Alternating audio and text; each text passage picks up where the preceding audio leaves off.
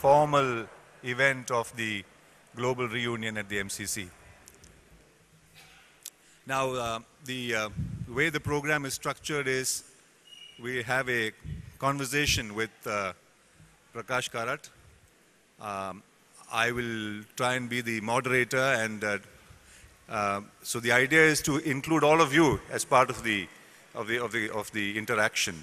And he's very kindly come, as you know, from Delhi. Of course, this is his college, so he'll come. And so we'll get on with that. And I believe there are microphones which you can use, which may be available, which will be, I think, circulating in a bit for some of you to ask questions as we go along. So do participate in full measure and make this opening formal function the success that it ought to be. So it's a distinct privilege to welcome Prakash Karat, who is the General Secretary of the Communist Party of India, Marxist, and one of the leading lights on the political firmament of India. By way of giving you, if you like, a Wikipedian synoptic bio introduction to Prakash, he was born in Burma way back in 1948, a year after independence, where his father was working with the then British Railways in Burma, the Burma Railways. And he spent his childhood partly there and partly in Palakkad in Kerala. But around 57, if I'm not mistaken, they came back to India. The family moved back to India, and he studied at the Madras Christian College School. And then, of course, did his undergraduate course in economics at the MCC and this campus. Even at school, he had, he was, unlike this speaker, a brilliant student. And he in fact won an All India, a kind of essay competition, which gave him a 10-day exposure to the Tokyo Olympics way back when he was in school. And in college, he did the BA Economics, and when he graduated, he was the best all-rounder student of that year. He went on to Edinburgh University in England to do his master's, and there, of course, we'll talk about it as we go along, is where his politicization, if you like, or radicalization, the way you want to look at it, began. And when he came back to India, to JNU in Delhi, he was already then he became one of the founders of the Students' Federation India. He was also the president of the JNU Students' Union. And he worked closely with A.K. Gopalan as his aide, even while he was pursuing his PhD in JNU.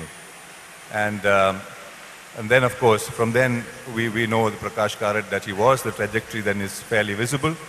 And he's been the General Secretary of the party since 2005. So once again, very warm welcome, Prakash. And if you might begin, as I'm sure all of us would like to know, what are your abiding or enduring memories of this campus? Is this where, shall we say, your politics was forged, or is it where what you are today was forged? And how do you look back on on this as constitutive of what you are? I think it's okay. No. Yeah. Is it? Yeah. Yeah. Thank you, Shashi. I'm delighted to be here today at the college on the occasion of the Global Alumni Reunion.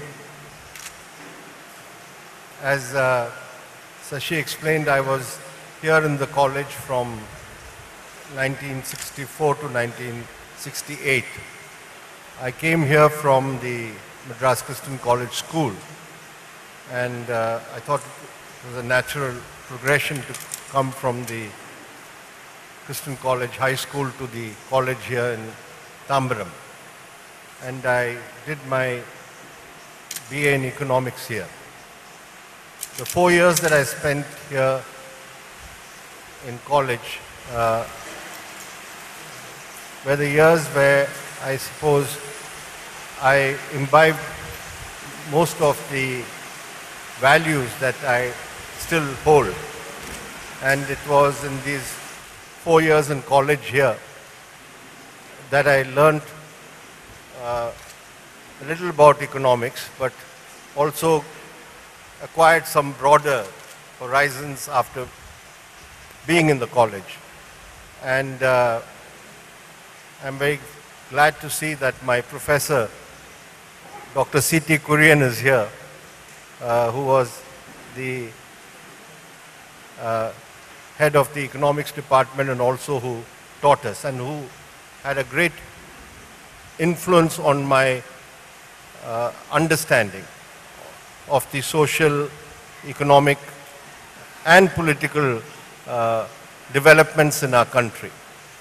I must say that there were three of my teachers here who had a great influence on me. There's Dr. Kurian, of course, and there was Reverend Duncan Forrester, who also was the warden of St. Thomas's Hall and who used to teach me political science. And he's the one who encouraged me to go on to study further at the University of Edinburgh because he came from Edinburgh. He helped me to go to Edinburgh University where I did my master's in politics. And the third teacher was at that time J. Vasantan, who was teaching English here, who later on went to, I think, the American College in Madurai. And he was, had an important influence because I was doing, I think, physics, mathematics and chemistry here from my pre-university degree. And I was primed to become a mechanical engineer. Right. And after my PUC, I was to go and join the, in those days, the Guindy Engineering College. And I think it was Vasantan who sort of helped me to get out of going into the engineering college. And as Sashi Kumar mentioned, I had joined the college when, for PUC, when I got this trip to go to Tokyo for the Olympics after winning an essay competition at that time, organized among others by the Hindu newspaper. So it was Vasantan who told me that my forte lies not in engineering. I should start writing and start doing other things. And that's one of the reasons why I declined to go to an engineering college and decided to pursue a course here in economics. Among the things that I did in the university, in the college here, which I think was something worthwhile, was we began a student magazine here called Motivator. It was started by a group of students and we went to Dr. Chandran Devanesan, who was our principal, and told him we are starting this magazine. So he was very supportive and encouraging. And we ran this magazine, I think it lasted 3 to 4 years. Even after I left college, I think it was continued for a year or so. It is in the course of editing that student magazine that I became more political, because I used to cover some political events, meet important political leaders, interview them. And it was in my last year in college here that I had more or less decided that I want to have a political career rather than do anything else. So in that sense, being in MCC was very decisive in shaping my worldview, my values, and I'm truly grateful for having had that experience as a student here. So engineering's loss was politics gain, the way you look at it. I'm trying to see whether this discussion will primarily belong to the memories of Prakash and while he was in the campus. But with someone like Prakash, we can't avoid looking at the larger political climate in India, what is happening now and what is likely to happen. So kicking off from what he just mentioned, I'd like to ask you, Prakash, Today there is generally a feeling across campuses in the country and perhaps even a bit in society that politics is a bad word on the campus. And even in society there's a movement which suggests that politics is a bad word. Politicians are kind of untouchables, they are a dirty lot. We have movements, social, civil society movements which seem to suggest that. How, is this something which had to come, or is it indicative of what is happening to politics? Is it politics' own fault that it deserves that kind of stigma? Or is it indicative of a poorer democracy that we are living in today? Well, being a politician, first of all, politicians tend to take themselves very seriously. We feel very self-important. But I think politics is really important for any ordinary citizen. The necessity of politics is there in society because we are governed by politics. Our day-to-day life, our activities, you cannot escape politics. The question is whether you have good politics or bad politics. And you cannot separate that also. You cannot just say there can be only good politics. Just like in every aspect of social life, there can be good things and bad things.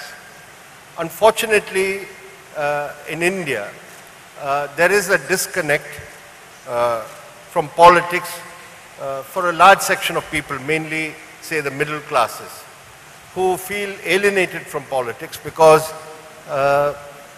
probably because they only see the negative side of politics and political activities.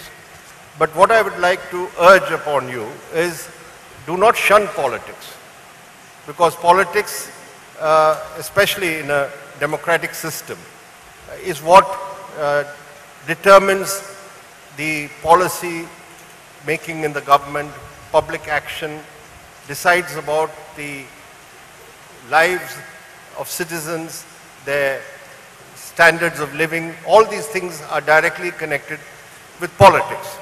So there has to be an intelligent engagement with politics. I know it's difficult for an ordinary middle class citizen to relate to politics, because politics is seen as purely a pursuit of power. But politics is much bigger than that.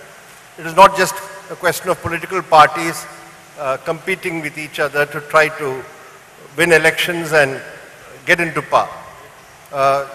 There must be a broader political awareness and consciousness among people, among citizens, which will help to direct the political parties or the political activities of political parties and governments. Without having that, you will always have a democracy which is defective or deformed. Therefore, what is important is to engage with politics, but engagement of politics does not mean becoming a professional politician. You see, you have to be conscious, aware, make interventions, participate in what I would call the broader sphere of political activity and what citizens should be normally be engaged in. And therefore, engagement in politics does not necessarily come through only party-based politics. More and more, a more developed democracy will find citizens forming their own associations, organizations, which will help them to intervene in politics and engage in political activity. I think that is important. In India today, we are at a stage where you cannot leave politics only to politicians and those who are in political parties. There should be a broader involvement and participation. Just one more question before I actually throw it open to the audience so that you can also start participating. Specifically, what led you to the politics of the kind that you are engaged in, meaning the left politics, the politics of the CPIM? What were the inspirational sources? You could have become a congressman, for instance. Why didn't you become one? What is it that led you to the politics of the left? What was the inspiration? What was the relevance of that at that time? And looking back now, several decades later, what do you see as the relevance of the left in contemporary world? Well, when I was in college here in Tambaram, it is my reading of books, including the reading of my subject economics, and also my interactions with my teachers and students here, which made me aware of the need for radical change in our society, and both inside our country in India and also around the world. I remember when I was a student that I was deeply influenced or motivated by the struggle that time in the late 60s, that is the struggle of the Vietnamese people for their liberation and for fighting against American aggression. It was a time when internationally, all over the world, students were coming out against the war in Vietnam. I remember we brought out a Motivator magazine. A cover story was about the Vietnam War. And we had, I remember we put on the cover, at that time, the South Vietnam Liberation Front's flag, you see the banner with a red star. So it started from my reading and awareness of the need to change these social and the political system in India and internationally. And I think that is what was my initial motivation. And that led me, I remember Dr. Kurian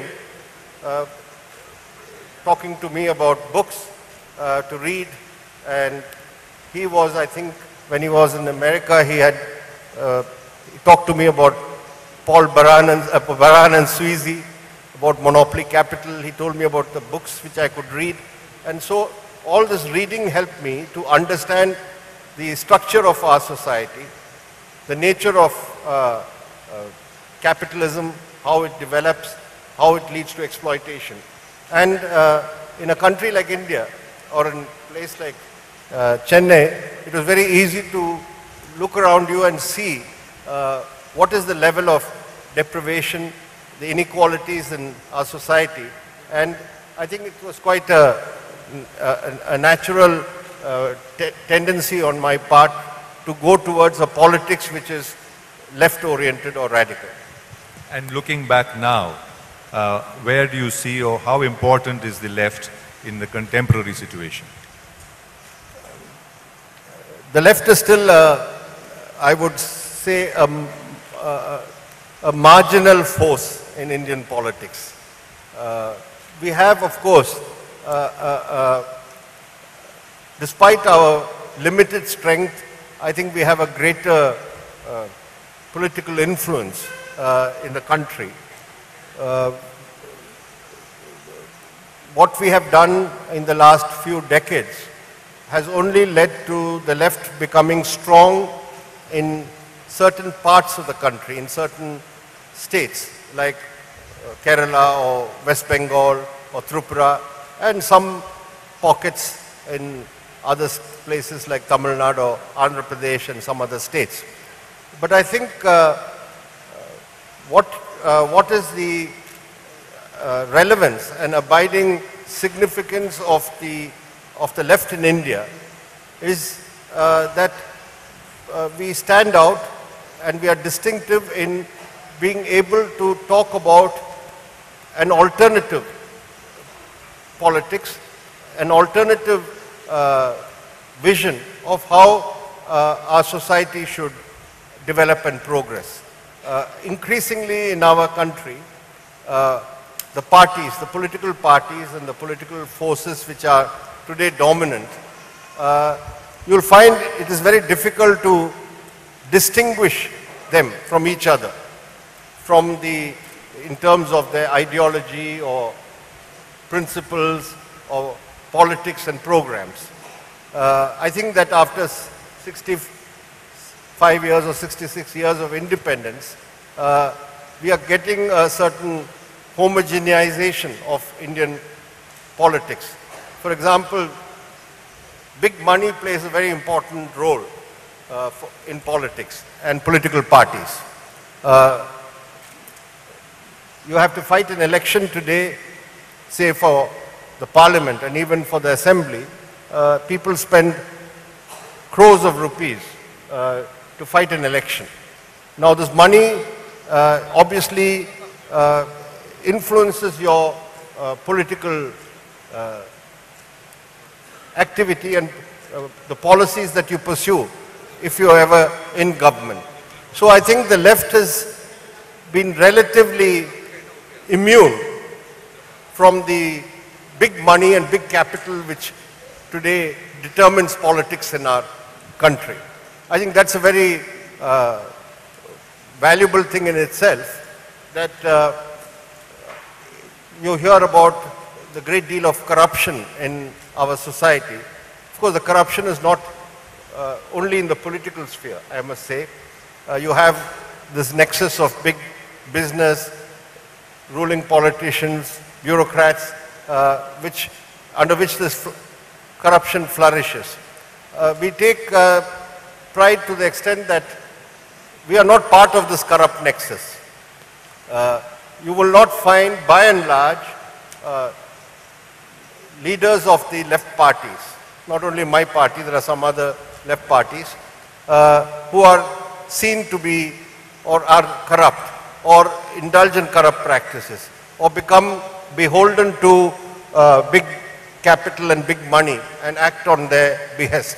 So I think that in our country today, despite the fact that the left is not today still a very influential force or decisive force, we still have space which we have carved out for ourselves, and we are able to also, despite our limited strength, play a role in influencing the policy making and politics in our country.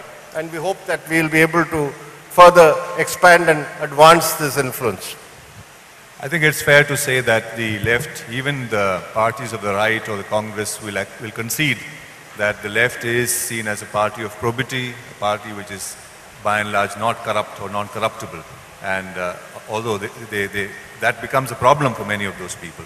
I think this is a good time to I hope if somebody's got a question to ask, if you just raise your hand. Yes, lovely.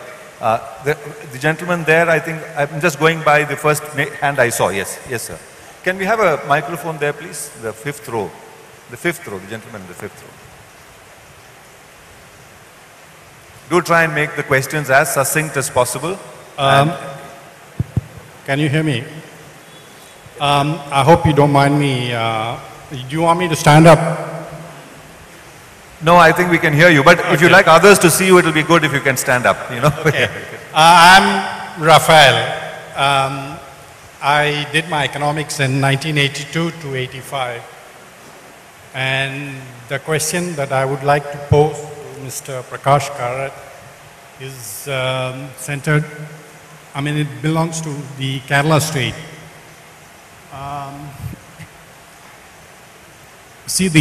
When I was doing economics, there were so many people who wanted to go for MBAs, you know, the Indian Institute of Management. And I was told that the IIM Ahmedabad and IIM Calcutta have visiting professors from Harvard and MIT.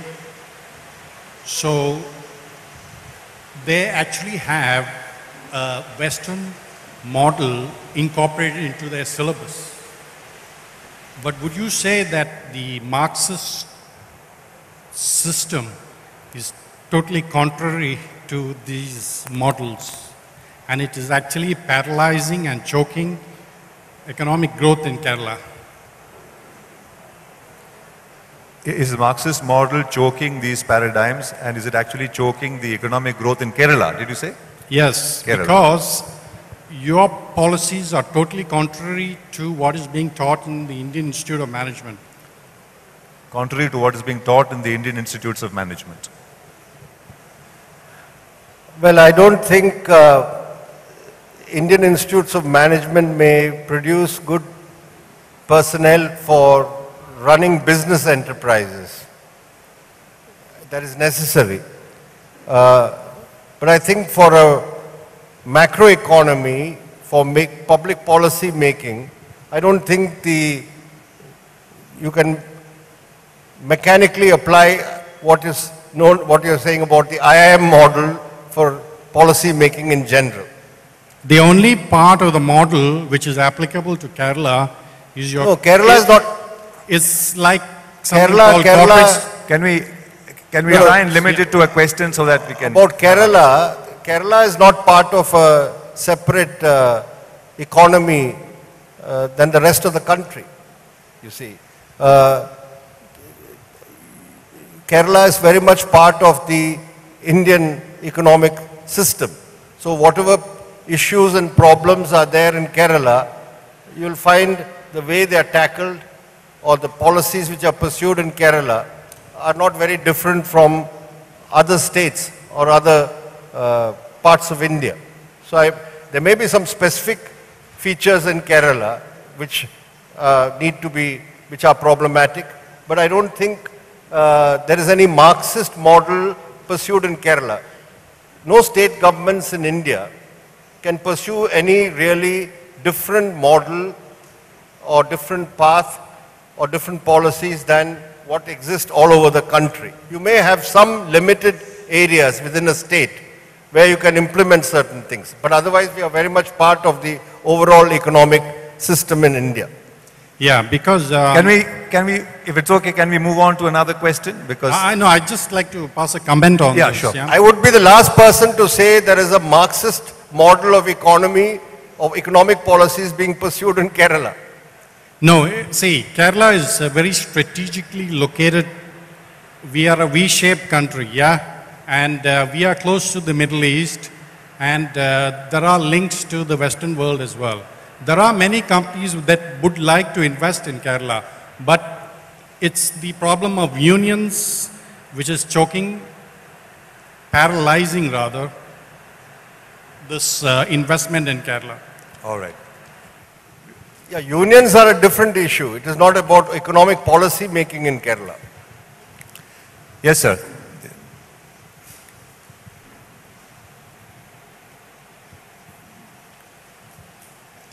It's on. Please speak into it. Yeah. Okay. Joseph, Economics Honors, 1955. Anybody? Please see me.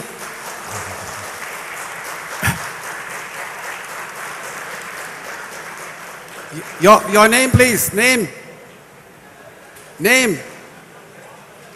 Your name, please. Okay, right. Thank you, Mr. Chairman. Good. Mr. Karatsa, it is really admirable that there are a few people like you in the left who have a commendable measure of integrity. What worries me is, and what worries most of us in India today is, while working as a democracy with multiple parties, what the left proposes, the UPA disposes. What the UPA proposes, the left disposes. I have not found more than just one or two issues where there has been some unison. Perhaps the only case or situation where all the parties have joined together is in their opposition to the RTI.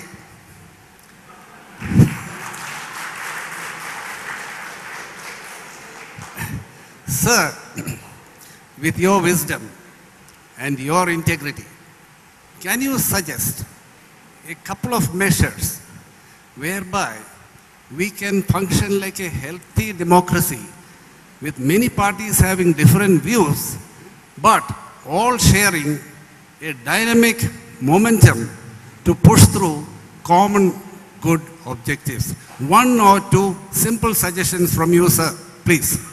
Thank you.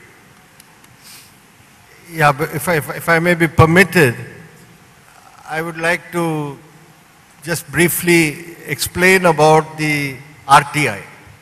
I know that it's popularly seen that political parties are unwilling to come under the RTI, and the reasons for that may be different. But I would like to just ask you to just consider this.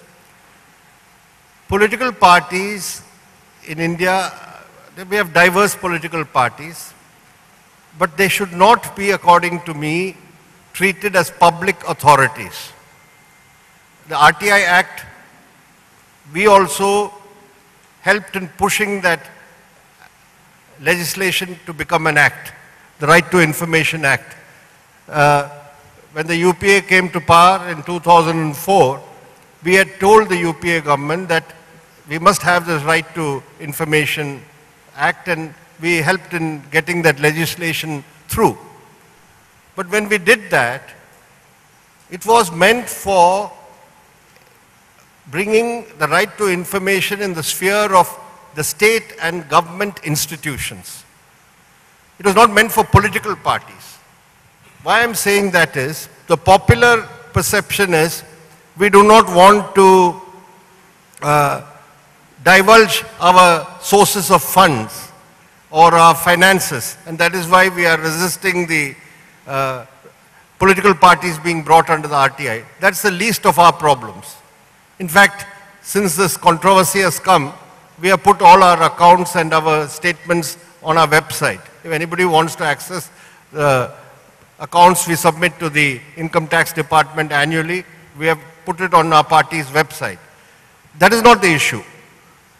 Political parties, if you treat them like government departments and ask for right to information queries, I'm getting questions now sent to me saying, on so and so date your party met and decided this thing. Please provide us the details of that decision. Now, political activities, decisions are something which I don't think is to be divulged to anybody outside our party. My party members, I'm accountable to my party membership. They are asking me, how did we select a candidate for election? Please tell us the criteria for selection of candidates for elections. Not only now, for the last, say, 5 or 6 elections.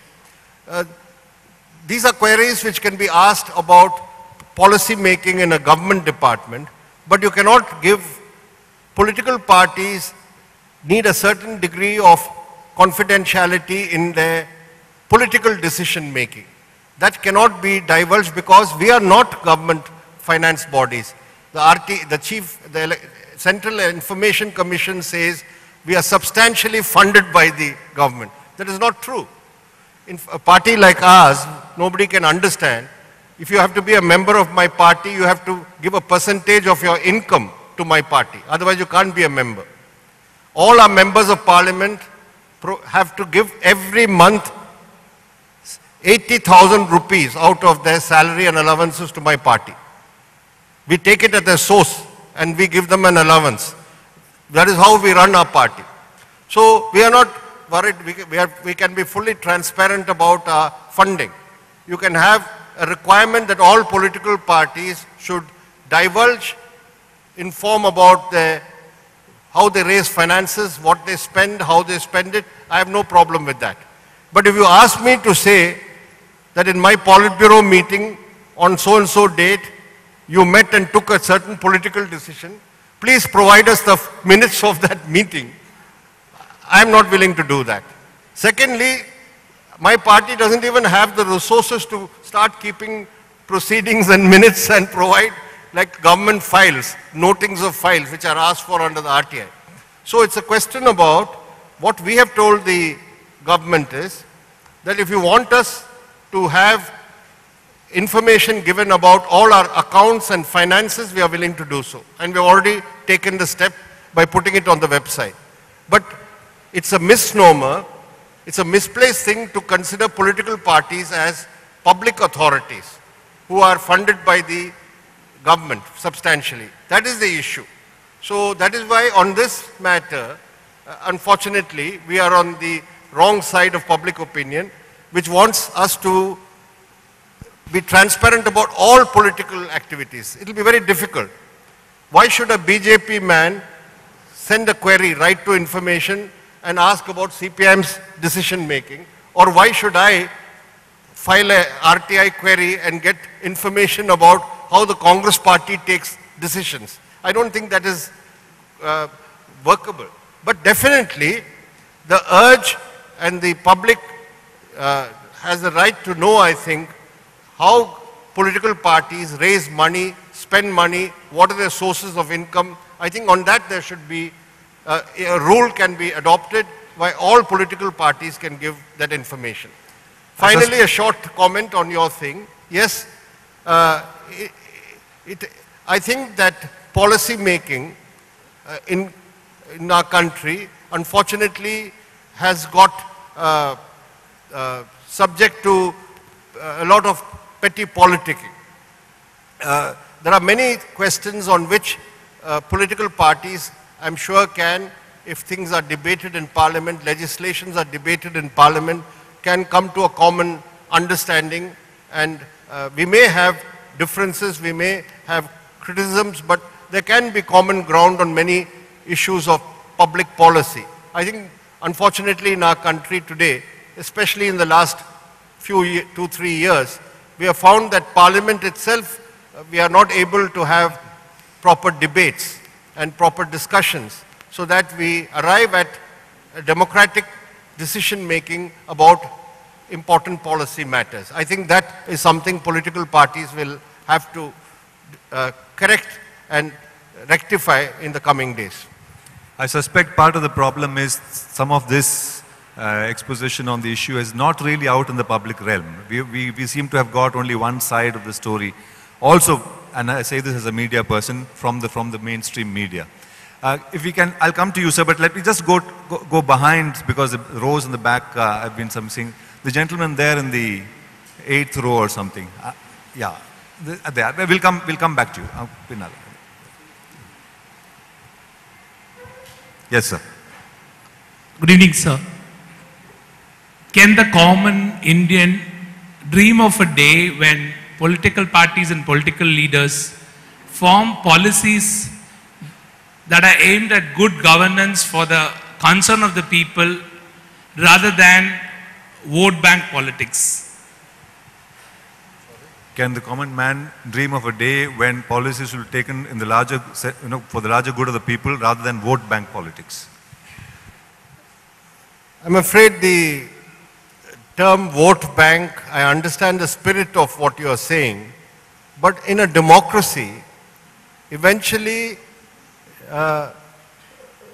groups of people, I'm not talking in terms of only caste, say, groupings, but essentially in politics there will always be support and catering to various groups of people. All of this cannot be considered as vote bank politics.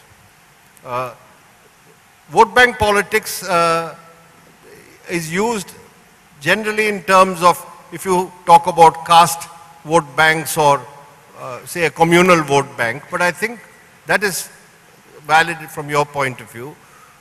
But I think in our country, finally,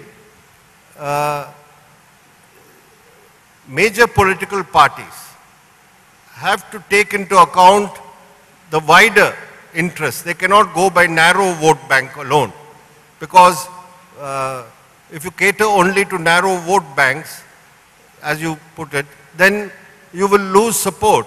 You will lose the credibility among other sections of the people. So yes, politics will involve expression or representation or interest of smaller groups, but that is very essential in a democracy. Because after all, democracy does not just mean majoritarian rule, in the sense that if you have a majoritarian support or majoritarian votes, it doesn't mean you can push through anything which will harm the interests of specific minorities, for example. So, yes, vote bank politics is a very narrow way of doing political activity and deciding policy making. But I think in our country, it tends to cancel out each other. You may represent one narrow vote bank, but there are other group interests which also have to be taken into account. So it is in the process of this democratic politics and democratic decision making that the wider public interest can emerge. Sometimes there are distortions in that. We have to be conscious of that and we have to try to overcome that. But in a country so diverse, I, for example, hear constantly, why can't we just have two parties in our country? Why don't we have a two-party system? You see, I think it will be very bad for the country to have two parties. And fortunately, it is not possible to have a two-party system in our country. We have multi-parties, diverse parties, because we are a very diverse country. You see. And if you come, you are from the northeast, for example, of the country.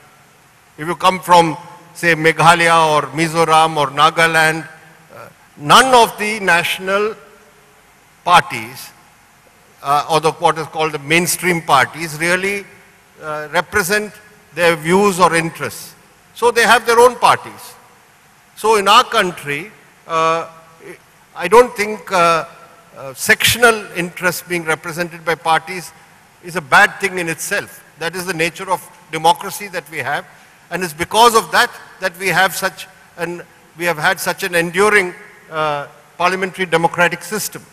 So we have to balance between the two.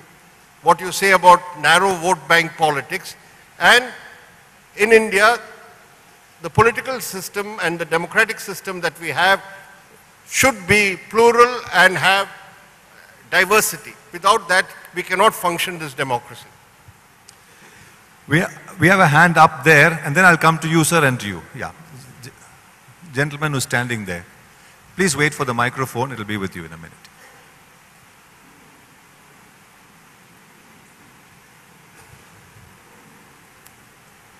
Come to you. They're on the right side. Yeah, that's right. Thank you. Good evening, sir. My name is Vijay. I have two questions. My first one would be, should the system dictate the leader or a bureaucrat or a responsible person, or the bureaucrat dictate the system? This is in terms of problem solving. This is in terms of finding a sustainable solution whenever we are in a crisis. And I would like to know your take on problem solving with regards to this question. And one more question, what is your take on the spread of Maoism in India and in Nepal? Thank you, sir. First question is, should the system dictate the person, or the person dictate the system? When you say person, do you mean the bureaucrat or the policy maker? Leader, policy maker. Should the leader dictate the system, or the system dictate the... This is for a younger generation. When we have crisis, how do we manage it? I mean, politicians... Well, it all depends on what you mean by the system. The system is... You see, there are things, today in our system, which requires change. Yes. So, the system dictating to the policy maker or the bureaucrat is not necessarily a good thing. Because many things in the system that we have in our country, the political system, the bureaucratic system, are some things which are not exactly conducive for the well-being and welfare of the people. Yes. So it's a dialectical thing, I would say. But Policy making and politics has also to work towards changing many things in the system as it is. So but we rarely see a government setup changing, or we rarely see that Yes, sort of thing happening. So what is your take on that's one of the things I said at the beginning, that increasingly you don't find much difference between the ideology and the policies and politics of various political parties. Whoever comes to power in government seems to have the same policies finally, you see. So what I would plead for is that you must have a politics which will also help to change many things that we have in the system today. That is a type of radical politics which is required. Maoism in India and Nepal. Nepal. Well, I've just come back from, yesterday in Delhi I met an important leader of Nepal, a communist leader from Nepal. And I can tell you that what we have in India as Maoism or Maoist movement is unfortunately nothing to do with revolutionary politics in the real sense, because they started off mechanically copying something which happened in China.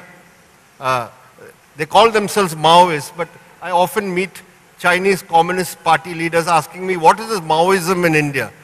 We can't understand what this Maoism is. Because then you have to explain to them that they take inspiration from Mao Zedong, but they're completely amazed by that. Because you have a politics which started ostensibly with the revolutionary goal of seizing power using the gun. But it has become a politics which just depends on the gun today, and it has degenerated into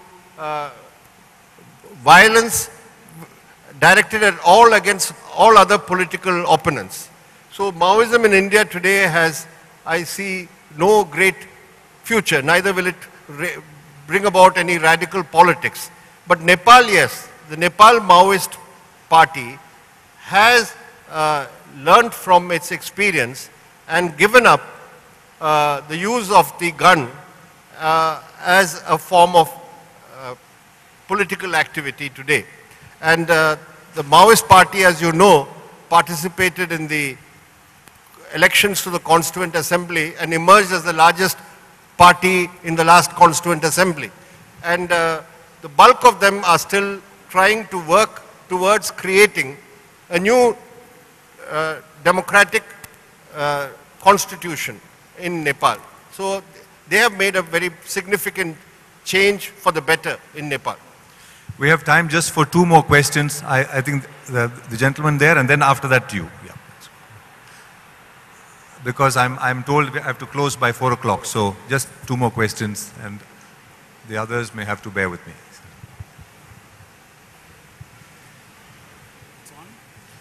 Please go ahead. Yeah. Good evening. I'm Brigadier Mohan Thomas. I'm a graduate from this college, passed out in 1966. It is still very premature to say who's going to win the 2014 general elections. Emerging trends clearly show as of today that neither the NDA nor the UPA is going to win the election. Now this gives a big opportunity to these regional parties starting from West Bengal, Bihar, Orissa, Uttar Pradesh, Andhra Pradesh and Tamil Nadu to be thinking in terms of forming a government. I won't call it the third front. Would you, as a CPIM, think in terms of joining this group and having a common minimum program? Would it be able to sustain itself for the 5 years should people think in terms of voting the regional parties to power? Or are we going to see the fate like India saw what happened to the government post the emergency 1977? Thank you. Well, it's the most relevant question and issue that you have raised, because as you know, we'll have Lok Sabha elections next year in April, May. That is what we expected. It won't be earlier. yes, you are right. Indications at present show that no combination or alliance as of now is going to get a majority in these elections. And there is going to be a rather large number of non-Congress, non-BJP parties, mainly the regional parties, who will occupy, I think, a vast part or significant part in Parliament. Now, whether this will lead to any political combination which can form a government, that's still an open question. Since I belong to a political party, I must be careful. I see the media is here. So I cannot speak very frankly to you on this matter. But I shall just indicate to you what possibilities are there. So far, all non-Congress, non-BJP governments or experiments have taken place with the left playing an important role.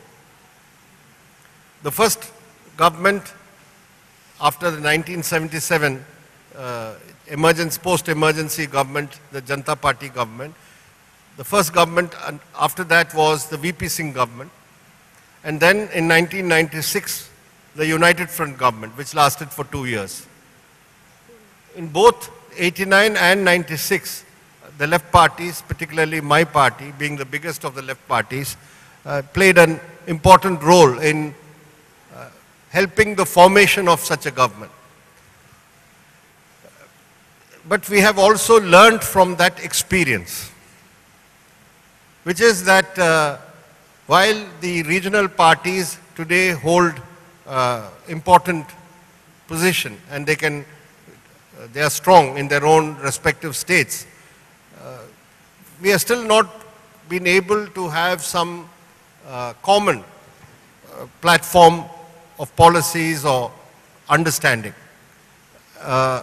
It is in the nature of the fact of the parties that they are mainly based in their own states. So they are concentrating in their states. They have even running state governments maybe. Like there's a government here in Tamil Nadu, the IDMK government. There is a BJD government in Odisha. There is this JDU government in Bihar and so on and so forth.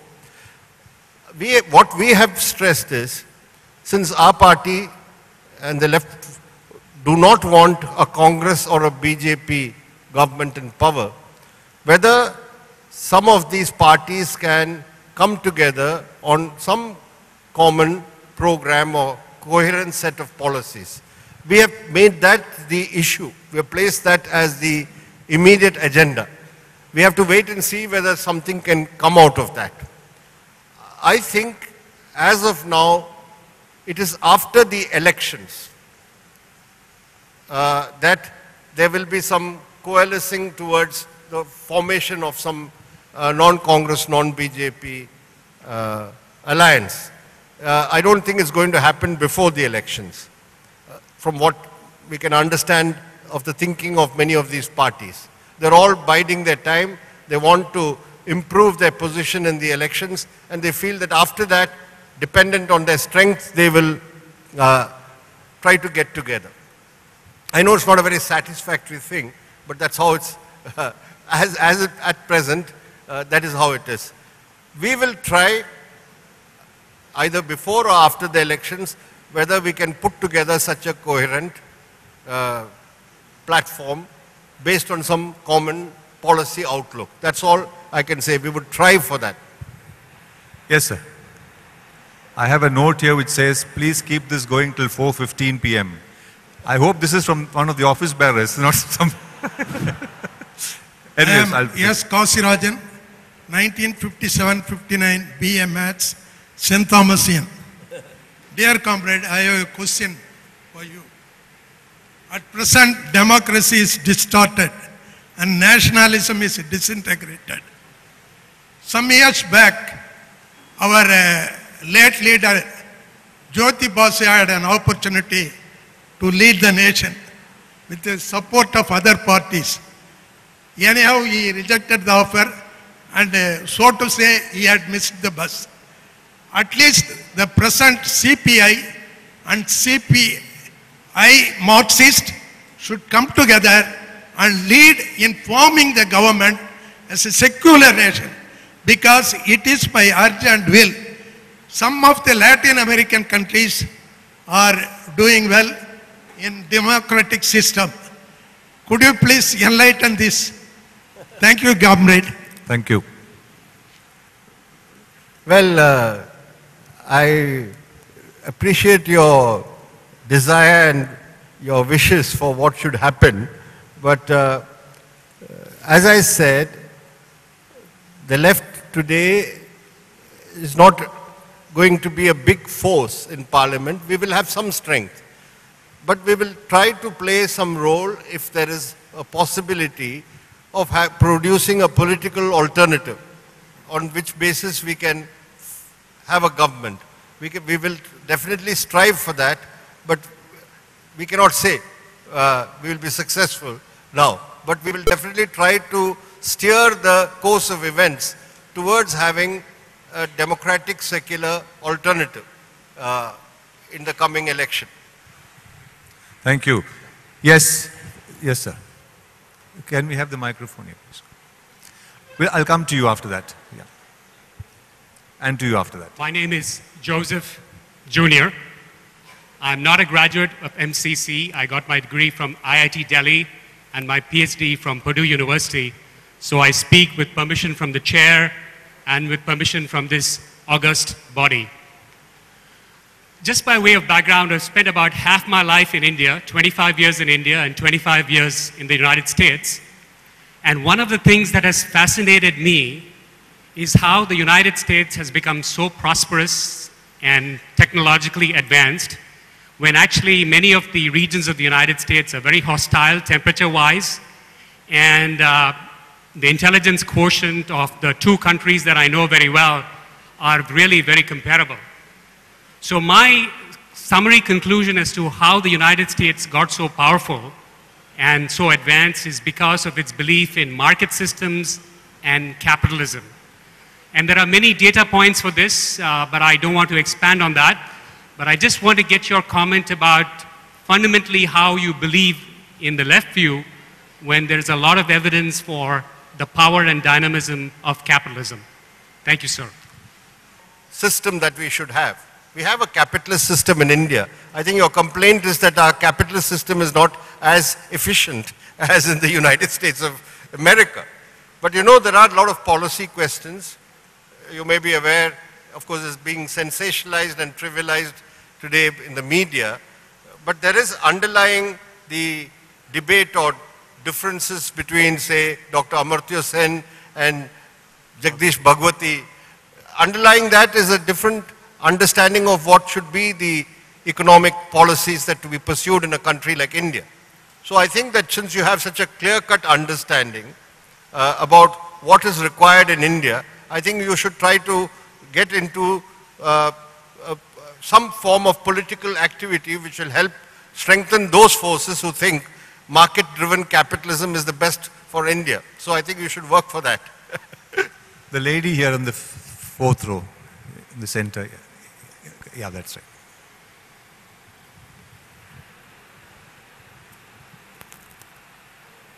Sir had just spoken about Maoism, and as a student of class 10, I've read in my course of history and civics that from the history, during the British rule, the tribals have been discriminated, and even after independence, the government has been discriminating against the tribals. So is it that the reason for Maoism?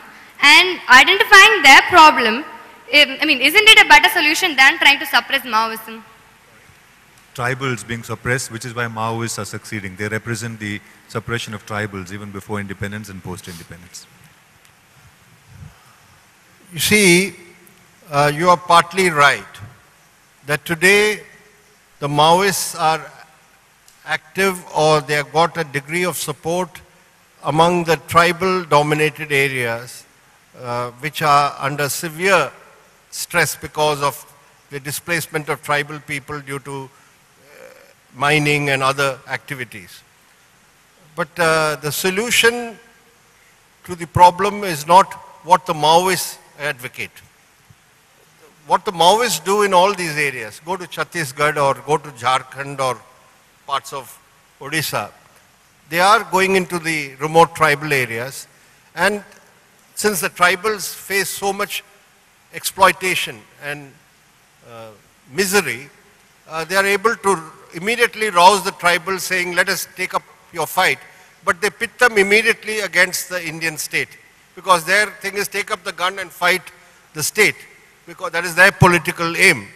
And what is happening is, the tribals are getting now crushed between the Maoists who launched these armed activities and the state security forces who come in to suppress the Maoists. And the tribals are getting squeezed by them on both sides. So the issue of tribal exploitation, the deprivation of tribals of their habitat, of their right to livelihood and all these questions have to be taken up. Unfortunately, the Maoists are not taking it up in the way that it should be taken up. So we are, for example, very clear. We have been telling the government, you cannot solve the problem of Maoist activities by just going in and sending the paramilitary forces to suppress them. It's not going to solve the problem. In fact, the real victims are the tribal people, because when you send in your security forces, they are not able to make out who is the Maoist and who is the ordinary tribal people. And we have found so many atrocities committed against the tribal people in the name of fighting Maoism. So we are dead against that approach. But the real issue is, are you going to allow, under the present dispensation, you're allowing all these big companies and corporates to go into the tribal areas for large-scale mining. And I'm happy to see that the only person in government today who's taking a firm stand against this policy of his own government is an ex-student of this college, who's the Tribal Affairs Minister, Kishore Chandra Deo, who was my classmate in economics, who is today, every day saying, you are violating the tribal people's right by allowing these companies to just come in and take over their lands for mining, whether it's bauxite mining or iron ore mining. He is fighting a lonely battle today against his own governments, and he's been fighting against the Andhra Pradesh government also to try to stop the bauxite mining in the tribal areas. So you need to have change in policies also regarding mining affecting the tribal people, and you need to combat Maoism by mobilizing the people of those areas. If they have a stake in development, in the welfare of that area, then you will be able to isolate the Maoists. Any other ladies in the audience I haven't spotted wants to ask a question? None, is it? All right, then we'll go on to the gentleman there, yes.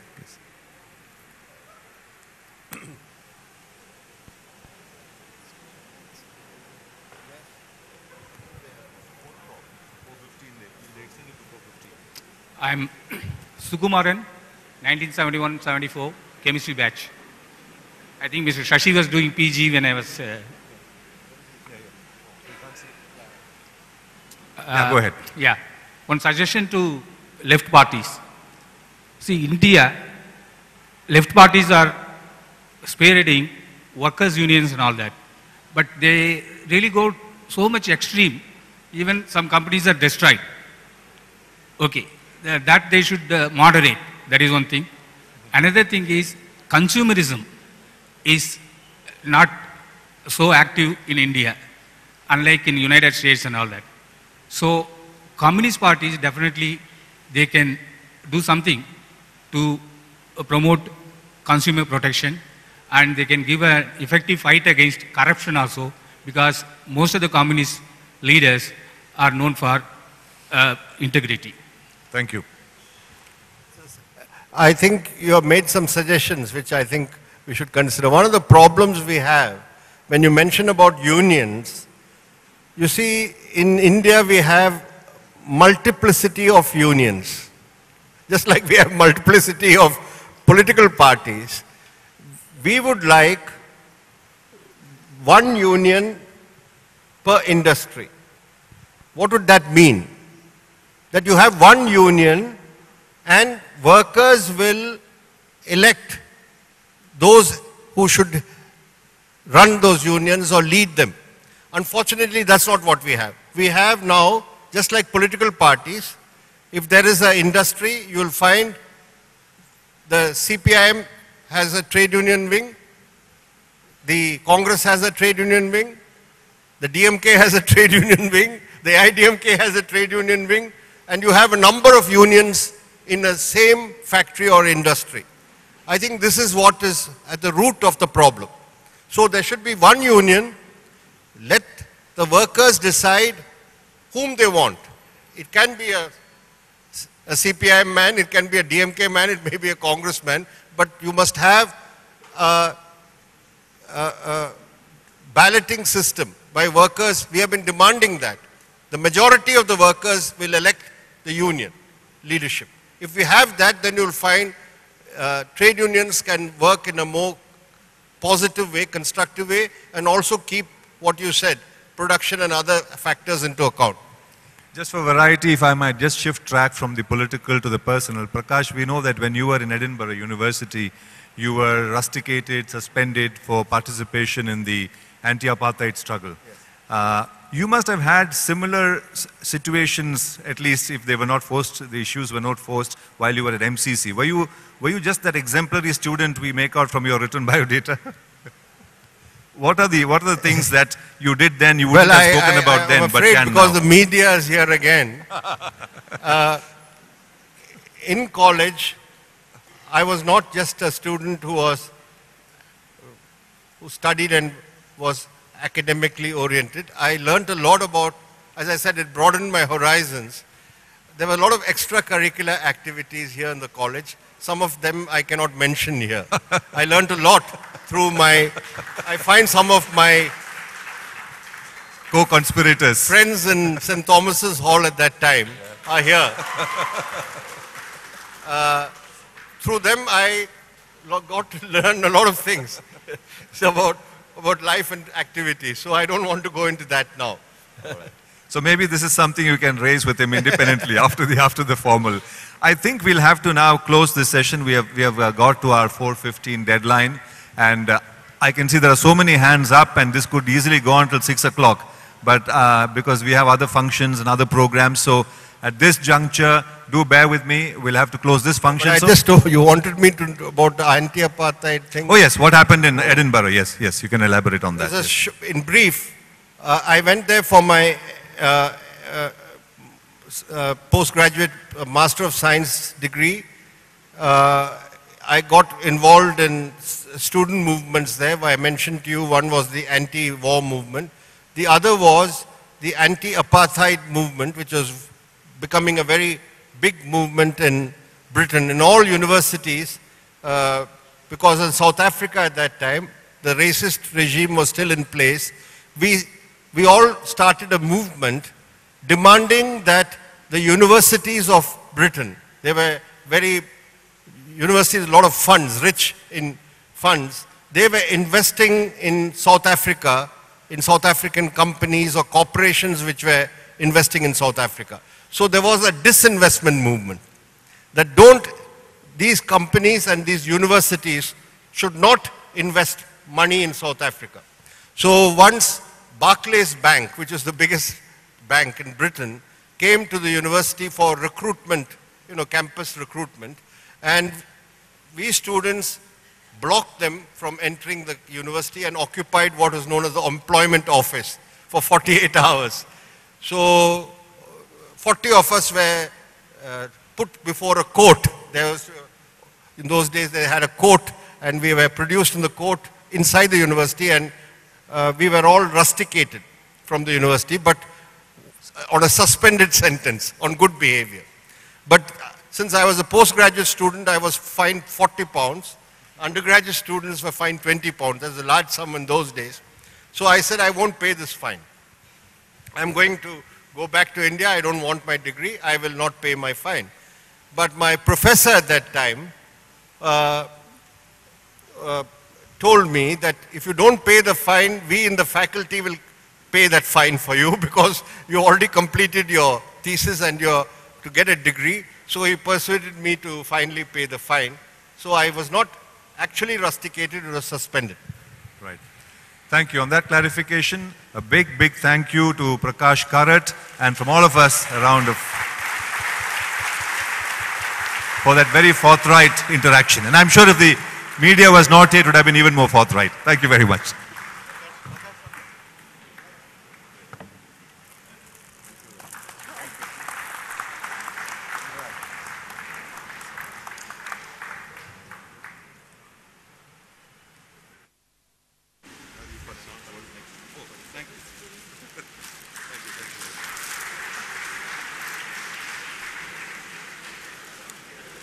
Friends, I have two announcements to make. Please assemble outside for tea. All of you are invited for tea outside Anderson Hall. At 5 p.m. sharp, please assemble in the Arts Block quadrangle for photograph. It's very important that you maintain time. At 5 p.m., all of you should assemble in the Arts Block quadrangle. There is a space opposite to where you went to for registration. Thank you.